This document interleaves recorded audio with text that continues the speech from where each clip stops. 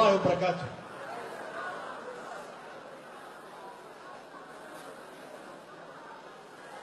waxaan rabaa halkan inaan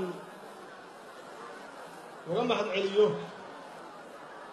taageerayaasha ciidanka qalabka sida iyo dadka ku bixiyay dhaqaalaha iyo qalabka anigoo ah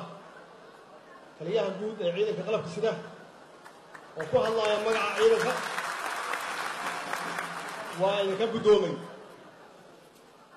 guddoomay waa idinkaga mahadcelinaya taageerada aad taageersan tihiin ciidanka qalabka sida aad iyo aad yaan kaga mahadcelinayaa waxaan rabaa inaan waxyar idinkaga sheego ciidanka waxay yihiin anigu ciidanka waxaan bartay 2010 iyo 2011 markii ay shabaabku haysteen xamar 75% aniguna aan ahaa ra'iisul wasaaraha oo ay maalin walba ugu soo weerarayeen madaxtooyada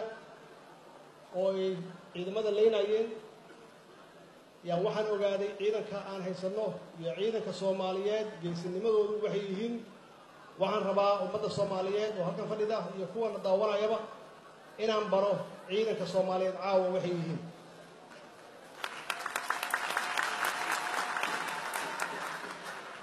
waxaan ka bilaabayaa oo aan la shaqeeyay Generaal Bile oo halkan jooga markaan leeyahay ciidanka qalabka sida waa isku wadaraya Generaal Saacid waxaan ka codsanayaa halkan aad timaado oo markaas ahaa taliye ku-xigeenka waxaan rabaa inaan u yeero Generaal Sanay iyo kulli ciidamadii ila shaqeeyay oo magaalada wax ka xoreeyay halkaas soo istaag kulligiin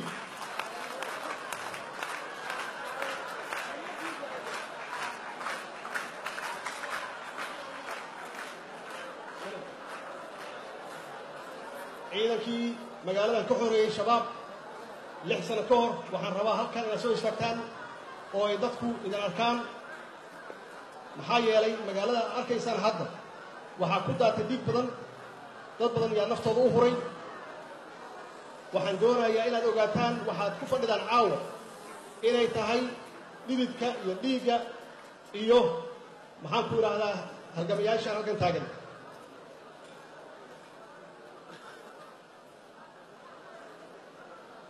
ciidamada halkan aad ka arkaysaan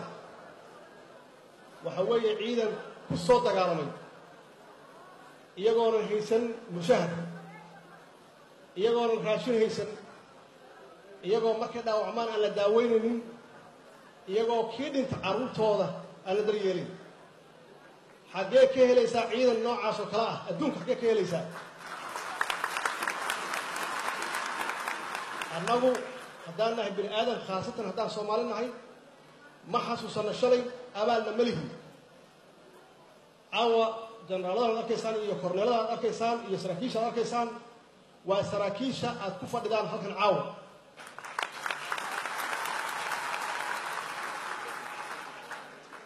maxaa yeelay xaaladda hadda aad arkaysaan xaalada adaga ka soo horreeyey oo aad iyo aad u dhib badan sidaas darteed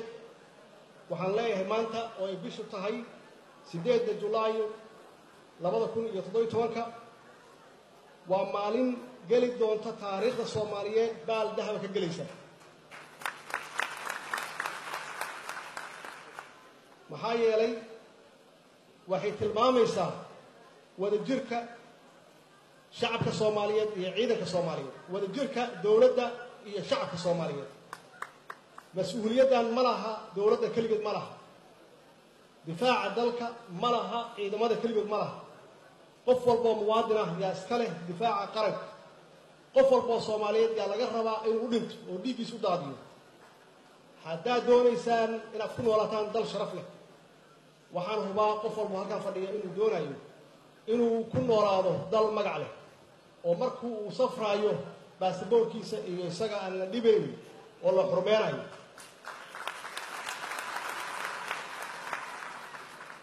لقوم جاري كرو أنت تاسو شرفه هذا كيسان لقوم جاري كرو عيد الآن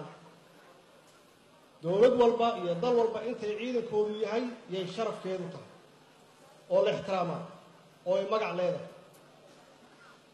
sida hadda xaaladdu ay tahay waxaan leeyahay waxaan joognaa 2010 maxaa yeelay shabaabka magaalada lagama bixin lahayn haddaysan shacabka taageerin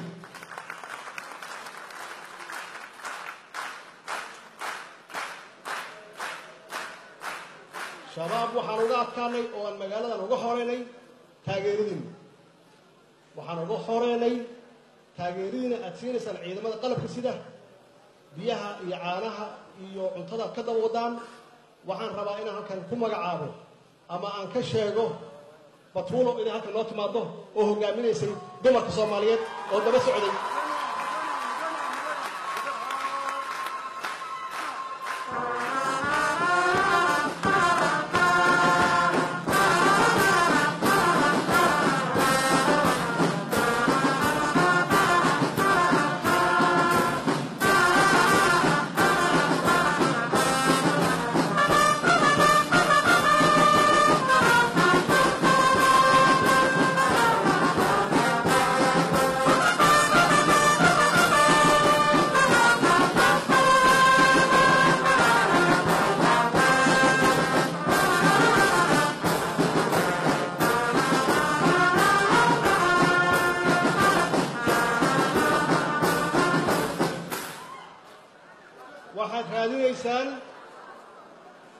waxaad raadinaysaan dalkiina inuu sharaf lahaado macnaheedu waxay tahay inaan isku tashanno waxa weeye inaan isku tashanno ciidanka amisom oo waalaheen ah oo halkan noogu yimid inayna difaacaan waxay nala joogaan muddo 10 sano ah waxaan idiin sheegayaa 10 sano dambe nalama joogayaan sidaas darteed waa u mahad celinaynaa waa ku mahadsan yihiin abaal weynna waa uga haynaa laakiin waxaa loo baahan yahay si sharafkeena iyo karaamadeenna ay u soo noqoto waa inaan awood u lahaano inaan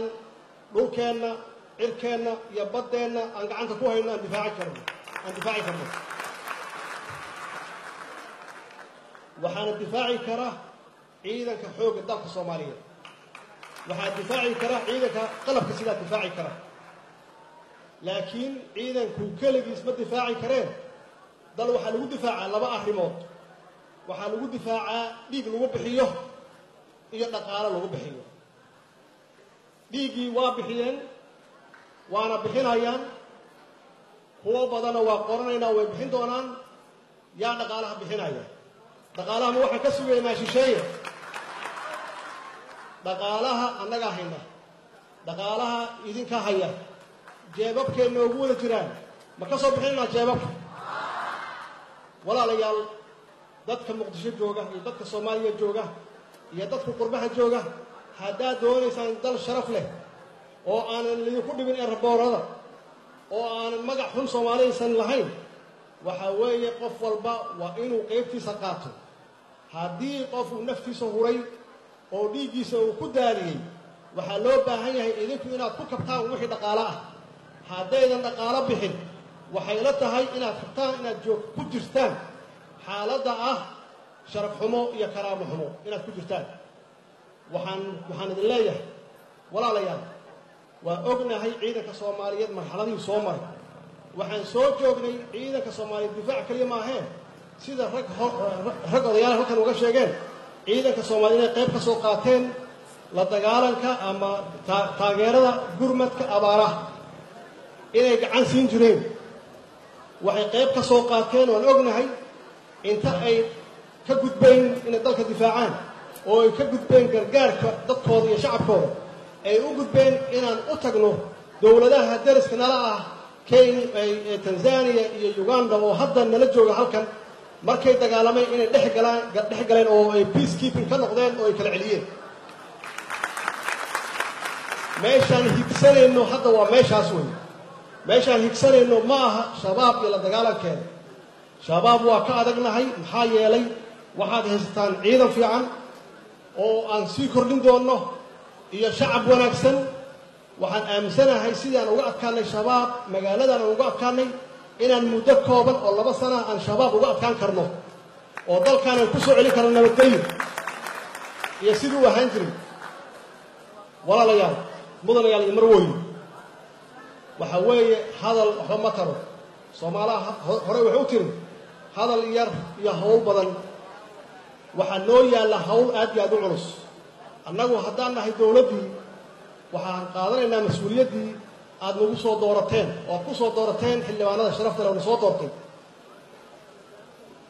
intii hadda aan joogna bilih yarka ah aan joognay waxaan idin sheegaynaa waxaan qabanay hadaad u aragtaan inaynan gacan ugu siin karin noo sheega iyo meeshaan wax ka sii karno laakiin waxaan aaminsanahay 4 bilood iyo 5 bilood aan joognay inaan qabanay howlo aad iyo aad baaxad weyn ay ugu horeyso ka hortagga abaaraha xasilinta caasimadda bixinta mushaharaadka aan joogto ka dhignay dardargelinta shaqadii wasaaradaha bilicda iyo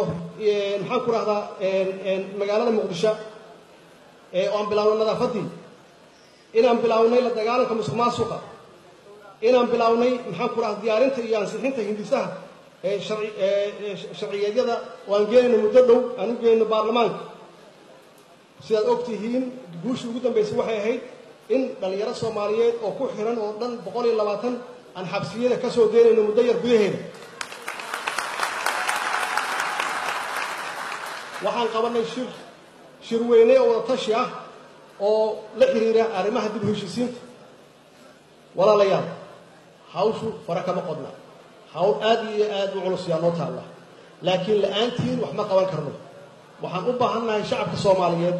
waxaan uga baahannahay in aad amniga nagala shaqeysaan mar walba waan raahnaa waxaan u baahannahay inaad dhaqaalaha nagala shaqeysaan oo canshuuraha bixisaan haddaad labadaas samaysaan waxaan idinka ballan qaadaynaa inaan la tartanno mar walba waan raahnaa dowladaha kale oo runtii dadkeenu ay u qaxaan inaan la tartanno oo aan helno dad badan oo qaxooti oo noo yimaada bacdamaa dalkeenu yahay dal khayraad badan dadkeenu ay yihiin dad firfircoon oo markiiba wax barta iyo dad badan oo qurba joog oo wax soo baratay oo diyaar u ah inay dalkooda dib ugu soo noqdaan maanta fursad ayaan haysanaa Soomaaliyeed waxaan idinka doonaynaa inaad taageertaan ciidankeena inaad dhaqaale ku bixisaan haba ugu yaraato hadday noqoto $1 gabadhii hadda meeshaan joogtay oo ka hadlaysay khayr Allah siiyo iyadoo caruur korsanaysa iyo $1 bixisa oo aan shaqeynay macnaheedu waxay tahay wixii aan rabno wax waa ku bixinaynaa gabadhaas waxay cadeysay inay tahay gabar wadaniyad ah idinkuna wadaniyiin ayaa tihiin qof walba oo na dhageysanaya hadda waxaan hubaa inuu aaminsan yahay inuu rabo inuu gacan siiyo ama taageero ciidamada qalabka sida oo maalin walba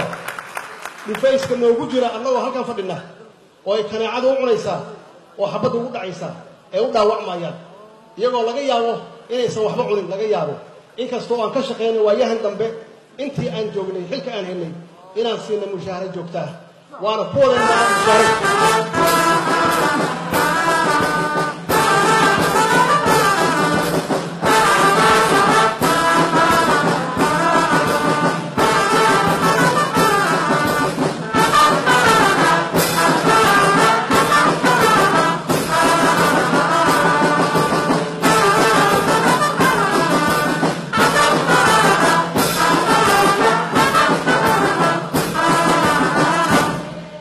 dambaystii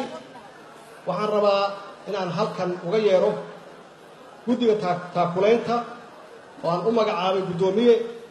jenaraal maxamed jaamac qaalib jenaraal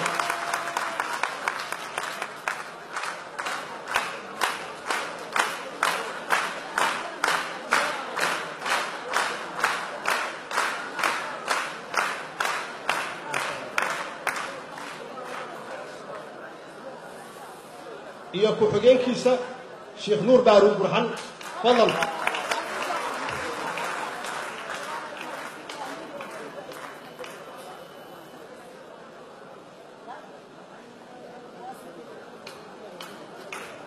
طبيعي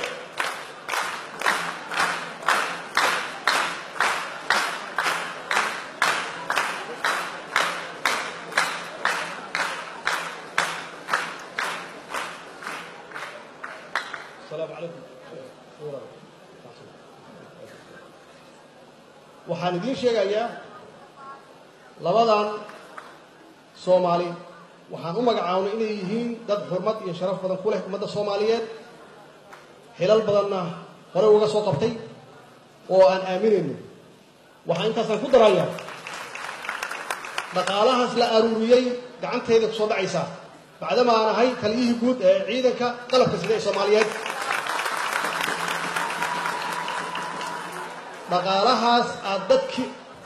dhaqaalahaas aad ku tabarucdaan ciidamadiina qalabka sida oo cadowga hor fadhiya dhaqaalahaas wuu gaari haddii ilaahay ay ummadda Soomaaliyeed ay gartaan oo jeebkooda si fiican wax uga soo bixiyaan waxaa laga yaabaa iska daa mushaaharo iyo caafimaadkooda inaan guryo ugu dhisnaba ciidanka maanta fursadaan haysanno mar walba ma imaanayso haddii shalay aan la idin raadinin oo aan la idin samaynin maxaan ku yidhahda xafladdan oo kale oo madaxdii qaranka iyo ciidamadii qalabka sida iyo shacabkii Soomaaliyeed aysan idin hor imaanin aysan idin hor keenin waxay u baahan yihiin waxa weeye maanta waa idin hornimid waa idin hor taagannahay mas-uuliyaddan waa mas-uuliyad aan wada leenahay naga wada dhexaysa mas-uuliyad cid gaar ah ee u leedahay ma jiraan dalkan wuxuu u baahan yahay in dalkan laba nabadeeyo dalkan wuxuu u baahan yahay in cadowga laga celiyo haddaadan dhiig huri karin oo aadan naftaada ku hurayn walaalayaalow dhaqaalaha nagu kaalmeeyo haddii weli dalkaani uu kaaga jira lahjaclo dalkan waa dal wanaagsan waa dal meel fiican ku yaalla oo ilaahay wax walba na siiyey haddii aanan nabad la helin nolol la heli maayo furaha noloshu waa nabadda weyn annaguna waxaan ka shaqaynaynaa nabaddaan ka shaqaynaynaa nabaddana waxaa ugu horreeya ka shaqaynaya ciidamada qalabka sida haddii iyagu naftooda idin hureen idinkuna waxaa la rabaa jeebka inaad furtaan iyo qalbigiinaba ugu dambeyn waxaan rabaa kitaabkii aw odayaal waxaan sii kitaabkan oo hadiyad ah ammaanadan idiin dhiibay kitaabkaana ku dara waa kitaab jaamaca weeye dad islaana nahay ammaanada aad noo dhiibtaan waa ilaahay hortiisa inaan idin ilaalinayno aanan gaarsiinayno ciidamada qalabka sida ee Soomaaliyeed habeen wanaagsan